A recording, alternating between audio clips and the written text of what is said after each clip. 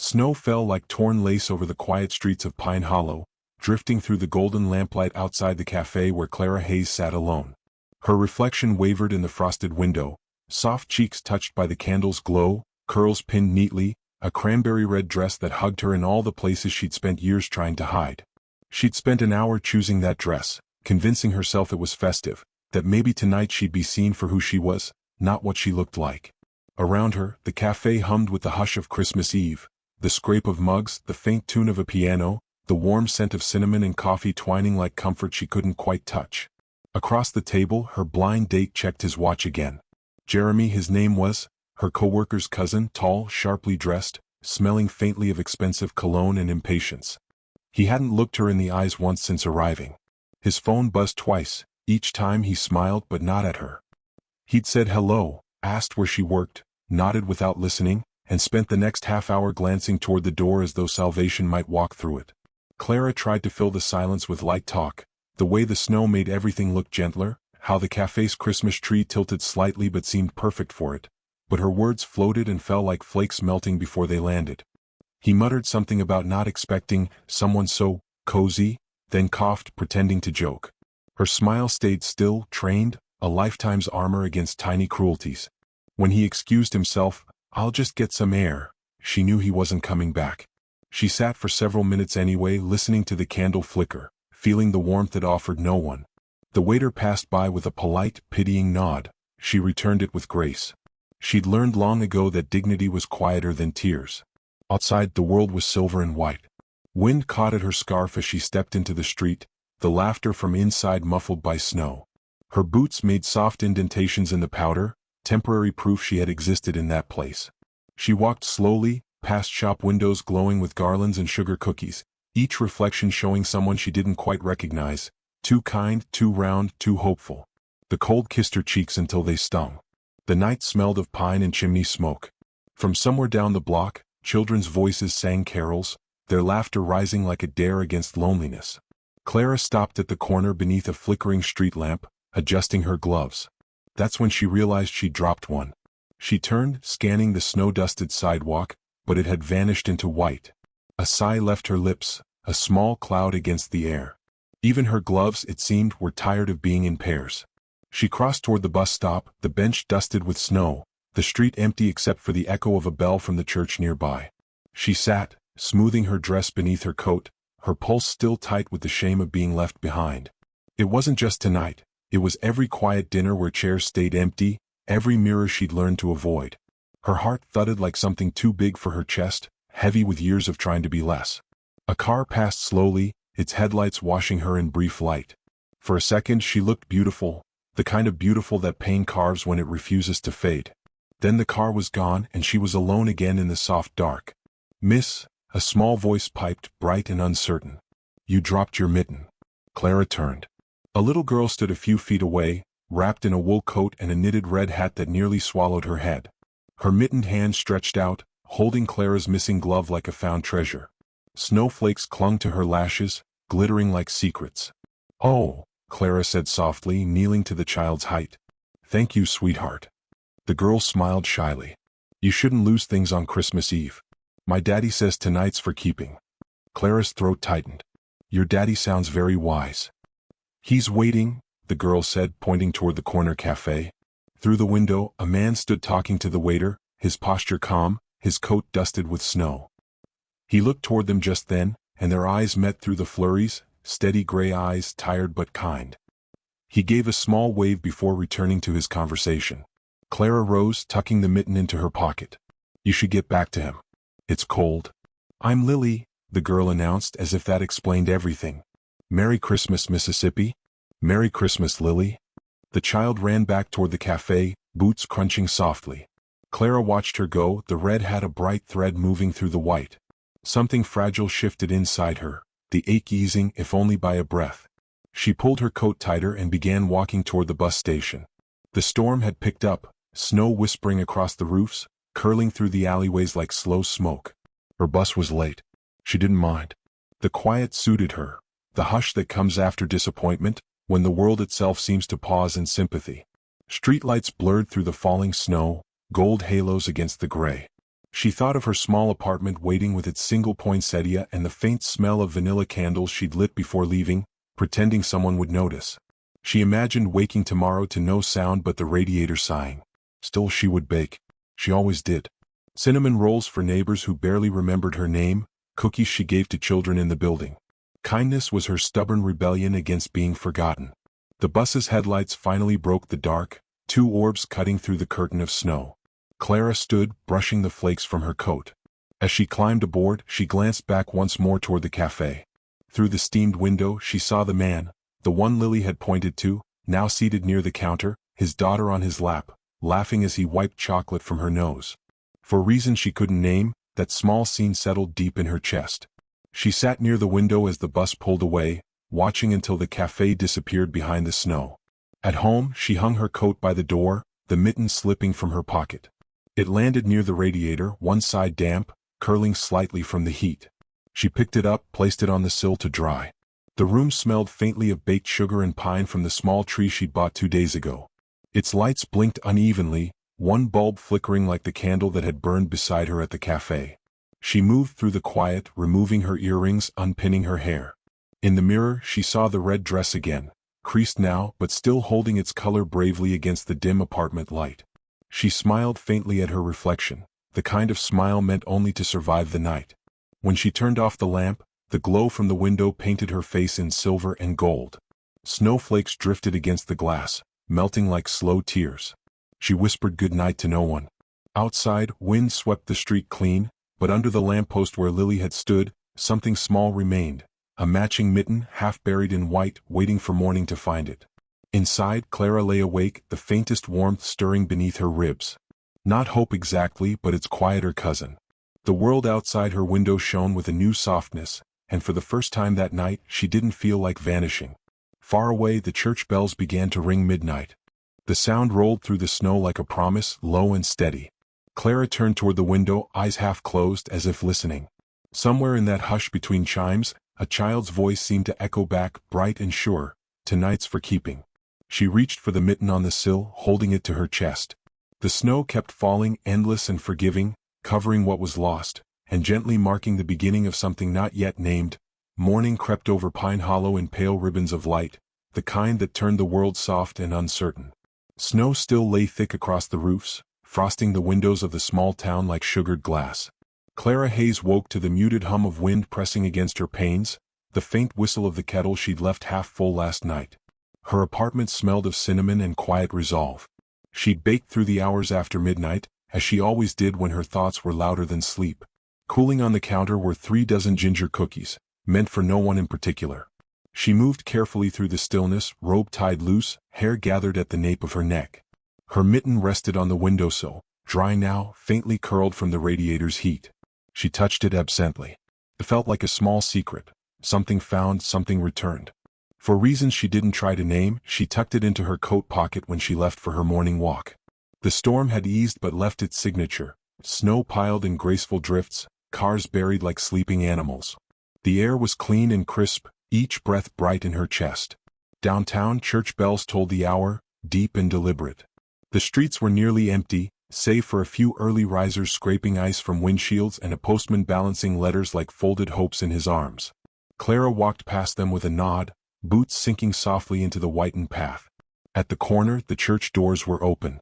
She heard children's laughter spilling into the cold. A sign near the entrance read, "Christmas Eve Outreach, Hot Cocoa and Cookie Drive." Volunteers moved like warmth itself, hands passing cups, voices steady and kind. She lingered at the edge, unseen, watching. Then she saw the little red hat bobbing among the crowd. Lily.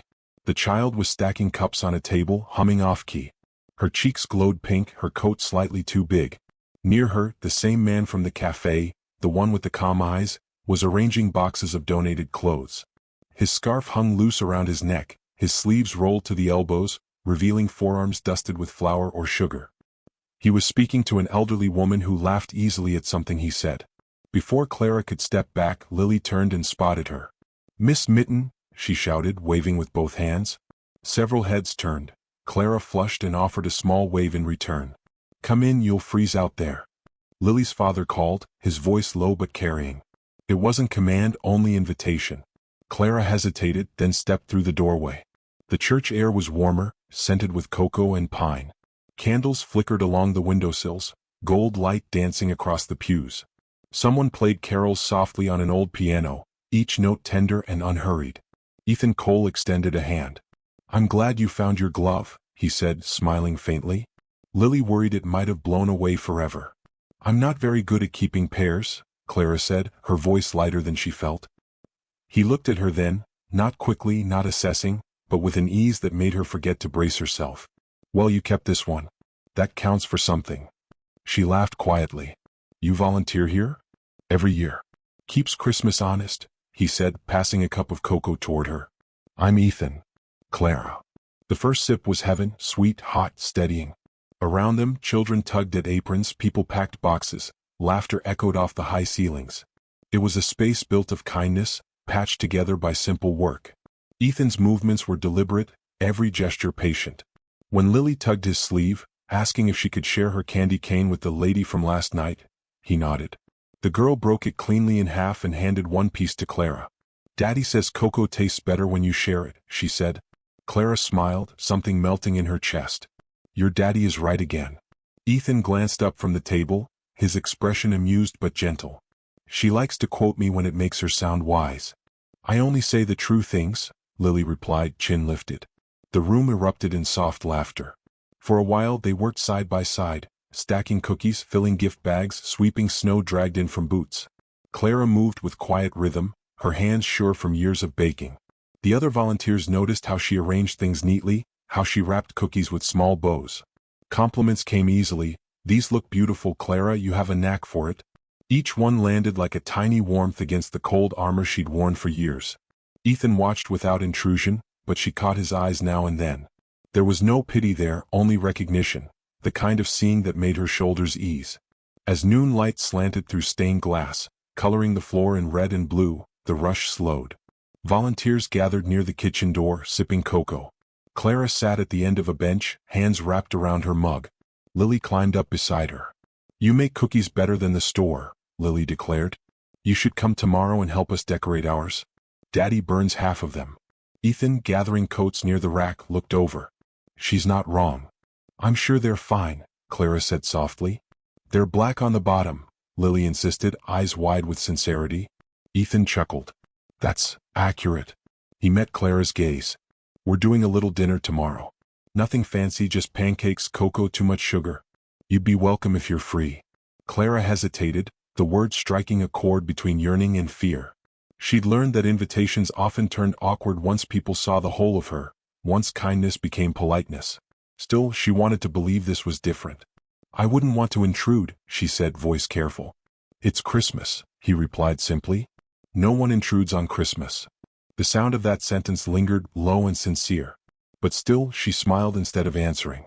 Lily yawned against her arm, and Clara brushed a curl from the child's forehead without thinking. The small contact startled her, the warmth of skin, the weight of trust in such a tiny gesture. Ethan saw it but said nothing. When the afternoon sun began to fade, the church emptied. Outside, snow glimmered again, gentler this time. Clara helped gather the last trays, her gloves tucked under one arm. She turned toward Ethan to thank him for the cocoa, but words tangled in her throat. Instead she said, "You and Lily make a good team." He smiled. "She runs the show. I just follow orders." "That's how it should be," Clara murmured. As they stepped outside, the chill brushed her face like a memory. The sky was pewter gray, clouds bruised with the promise of another storm. Ethan pulled his coat tighter. "You'll get caught in the snow if you don't head home soon." "I like walking," she said. "It clears the noise." He nodded, seeming to understand. "Then at least take this." He offered a thermos wrapped in a small knitted sleeve. "Extra cocoa. Lily made me promise to share." She accepted it, fingers brushing his briefly. "Thank you, Ethan." "Until tomorrow," he said quietly. Clara looked at him, uncertain if he meant it as a wish or an invitation. The weight of those two words lingered even as she turned away. Snow began again, soft and deliberate.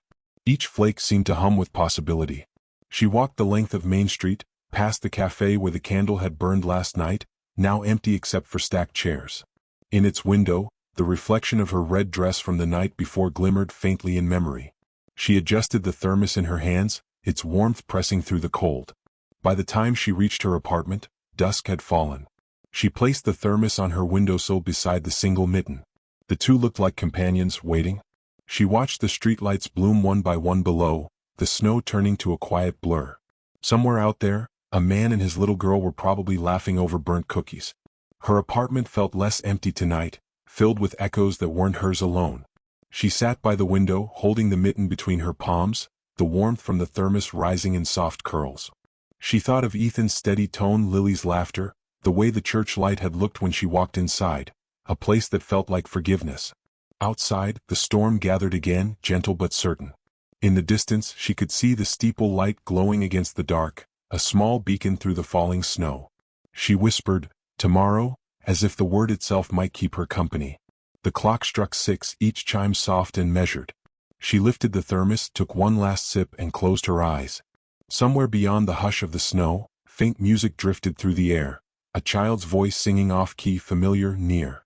Clara rose and stepped closer to the glass. Across the street, under the lamplight, a red hat bobbed through the snow, heading home. The mitten slipped from her hand, landing soundlessly on the floor.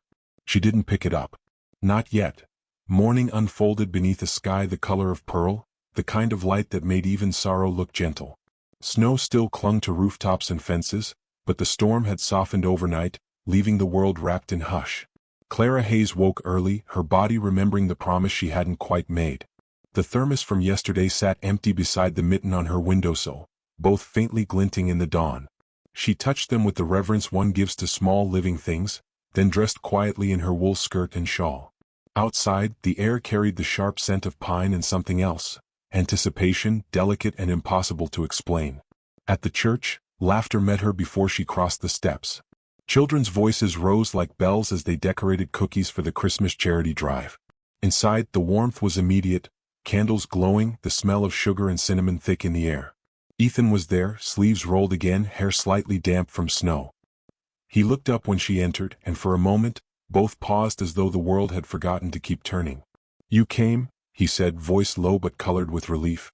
"You did promise cocoa," she answered, shy but smiling.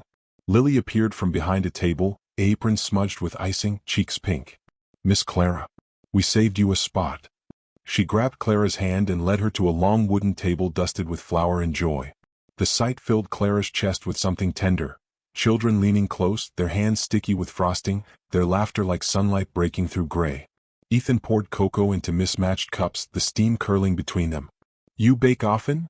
he asked, settling beside her as the children sang quietly to themselves. "I used to," she said, pressing a star-shaped cutter into the dough. "Before people stopped wanting what I made." He tilted his head. "Stopped wanting?" "Small town," she murmured. "They liked my cakes until someone younger opened a prettier shop. I kept baking anyway. You can't unlearn kindness once your hands know it." He smiled, a soft flicker of admiration in his eyes. "That sounds like something worth keeping."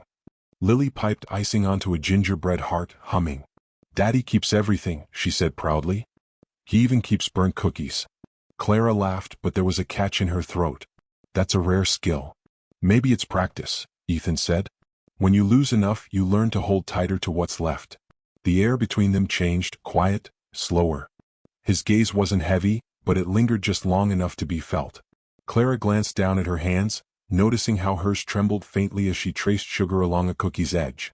She thought of how many years she'd built her life around invisibility, and how strange it felt to be seen with such steady gentleness. As the afternoon ripened, snowlight filtered through stained glass, coloring the floor in soft amber and rose. The church kitchen buzzed with rhythm, spoons clinking, laughter spilling over the counters. Clara's apron was dusted in flour now, her cheeks flushed from the oven's heat. Ethan carried trays to the windowsill to cool, pausing once to wipe a smudge of icing from her wrist. The touch was barely there, but she felt it echo through her like warmth after cold. When the last tray was done, the children were sent to the hall to hang paper stars. The sudden quiet felt intimate, almost sacred. Clara stood by the window, the snow outside falling slow and deliberate. Ethan joined her, his voice a murmur beside the low hum of carols. "She loved days like this," he said, his gaze distant. "My wife. She used to make cocoa with too much sugar, said it made the world easier to swallow." Clara listened, her hands stilling. He didn't speak like someone seeking sympathy. His words were gentle, factual, softened by time. "I'm sorry," she said quietly. "She was sick for a long time," he continued. "We both knew it was coming. I tried to stay strong for Lily, but—" He trailed off, eyes flicking to the door where his daughter's laughter echoed faintly. "Sometimes I still wait for her voice when the house gets too quiet." Clara nodded, the silence between them carrying more comfort than words could. She turned slightly toward him. "People disappear in different ways. Some just stop looking at you. Some stop waiting for you." He met her eyes. "And yet you keep baking for them." A small, sad smile touched her lips. "Maybe that's my way of not vanishing completely." Outside, the snow brightened as the sun dipped lower, every flake catching the light like glass. Lily's laughter rang again, followed by her footsteps. She ran toward them, waving a half-decorated cookie. "Look, it's us," she said proudly. Two gingerbread figures stood side by side, one taller, one rounder, both smiling. Ethan chuckled softly. "That's quite the likeness." Clara blinked against sudden tears she hadn't expected. "You have an artist, Ethan." Lily nodded seriously. "Miss Clara, will you come for Christmas dinner tomorrow? Daddy promised not to burn everything this time." Ethan started to speak, but Clara's heart had already twisted. She knelt to Lily's height, her voice a whisper. "That's very kind of you, but I wouldn't want to intrude." "It's not intruding," Lily said, frowning. "It's Christmas." Ethan stepped closer. "She's right, you know." Clara's fingers tightened on her apron. She wanted to say yes, to step into that warmth, to see what home felt like again, but the ghosts of laughter that wasn't for her, of glances that judged, all hovered just behind her ribs. "I'll think about it," she managed. "That's all we can ask," Ethan said gently. The afternoon waned, and the last of the volunteers left, their goodbyes trailing into the cold. Ethan locked the church door, and for a moment, the three of them stood under the archway, the snow beginning again in thin spirals. The town was quiet, street lamps flickering on one by one. Lily skipped ahead, humming her carol. "Thank you for today," Clara said, her voice steady but low. "Don't thank me," Ethan replied. "You brought more light here than you know." She smiled at that, the words sinking deep into a place she hadn't touched in years. He walked her partway down the street, boots crunching side by side. Their breaths mingled in the cold air like a shared secret. When they reached the corner, he stopped. "Tomorrow, 6 o'clock, he said, not a question but a quiet offering. Clara hesitated, looking toward the falling snow, then back at him. "We'll see," she whispered. He nodded once, the faintest sadness flickering behind his calm. "Merry Christmas, Clara." "Merry Christmas, Ethan." As he turned away, she felt the distance between them like something physical, warmth receding into winter. She stood there long after he and Lily disappeared into the white, her heart a strange mix of ache and gratitude. By the time she reached her apartment, dusk had settled deep. She set her gloves on the table, one over the other, then took out the small gingerbread Lily had pressed into her hand before leaving. Its smile was crooked, icing uneven, but it looked up at her as if it believed in happy endings. She placed it beside the mitten and the empty thermos, a small collection of faith. Snow beat softly against the windows, whispering of roads that connected even the loneliest homes. Clara sat on the couch, candlelight trembling across her face. She imagined their laughter still echoing through the church kitchen, the scent of sugar and pine lingering on her hands. For the first time in years, she wanted to belong somewhere that wasn't made entirely of memory. But fear, quiet and stubborn, still held its corner in her chest. She closed her eyes and let the warmth of that day battle with the chill of doubt. The room was silent except for the ticking of the wall clock, marking each second like a heartbeat she wasn't sure she could trust. Outside, the storm began again, heavier this time. She rose to close the curtains but stopped midway. Across the street, through the swirl of snow, she thought she saw a shadow move, a figure passing under the lamplight, coat dusted white, head bowed. For an instant it looked like Ethan. Then the shape was gone, swallowed by the snow's endless grace. Clara pressed her palm to the cold glass, heart lifting and sinking at once. The mitten still rested near the window, its partner waiting somewhere beyond the storm. She whispered into the quiet, "Tomorrow," and her voice, though barely audible, carried the fragile tremor of a promise not yet broken. The storm deepened on Christmas night, wrapping Pine Hollow in white silence. Clara Hayes sat near her small window, candle burning low, the wax trembling with every gust that pressed against the glass. The radio played faintly in the background, soft carols bleeding through static, but she barely heard it. The air smelled of vanilla, but it was the kind of sweetness that lingered over emptiness. She had set an extra cup on the table out of habit, a quiet act of hope she didn't dare name. Beside it lay the mitten, the gingerbread cookie Lily had given her, and the thermos cap she hadn't thrown away. Each object seemed to hum with something unfinished. Outside, snow whirled under the lamplight, erasing the world one flake at a time. Clara's apartment was warm but lonely, like a song played too softly to fill the room.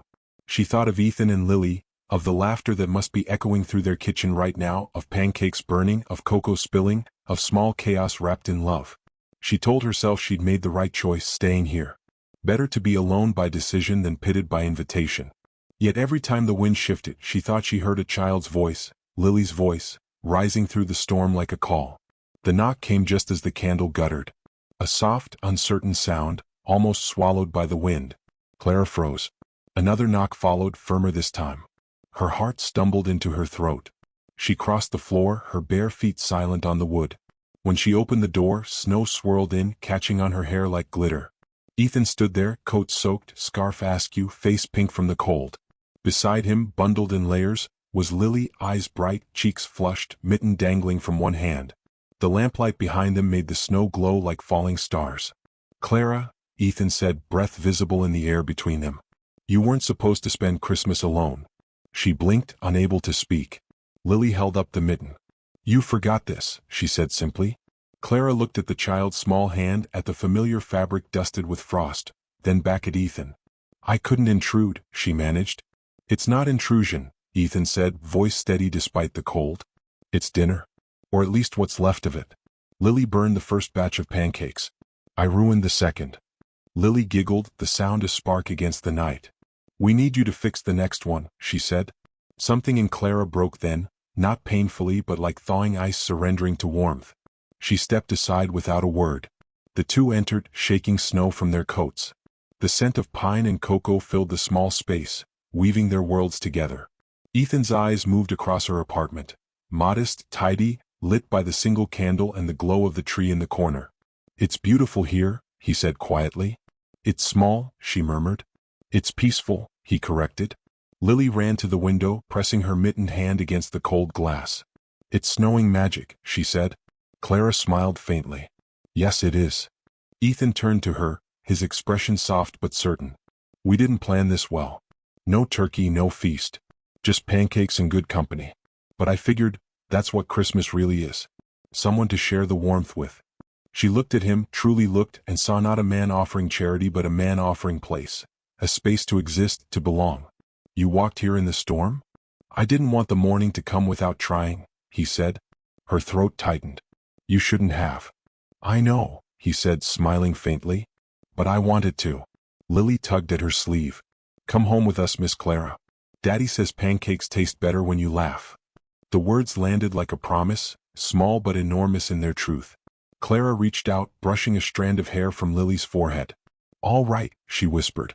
They left together, footprints trailing behind them like an old chapter closing. The snow was knee-deep, but Ethan kept his pace slow, his lantern lighting the path ahead. Lily hummed a carol under her breath. The world seemed held in suspension, the kind of stillness that belongs to turning points. Their house sat at the edge of town, a humble cottage with smoke curling from the chimney. Inside, warmth rushed to meet them.